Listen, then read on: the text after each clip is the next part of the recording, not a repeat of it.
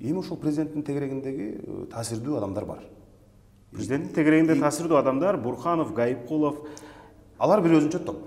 Бурканов, Гайыпкулов, булар өзүнчө Жапаровго жакын эң таасирдүү топ.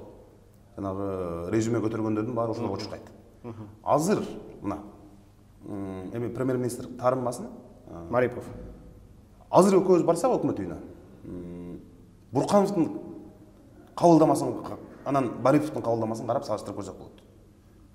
Кимдикинде киши көп отурат, Кимдикинде киши көп, чиновниктер, резюме көтөргөндөр, папка көтөргөндөр, шайлоого барам дегендер кимдин кабинетинде кезек күтүп сыртка чейин чыгып кеткен, залга чейин.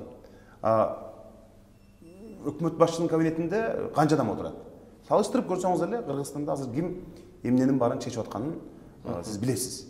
Мисалы, булар жанагы Жээнбековдун же Атамбаевдин тушундагы таасирдүү адамдар чечет деген, алар чеччү, бирок мындай жалпы немен.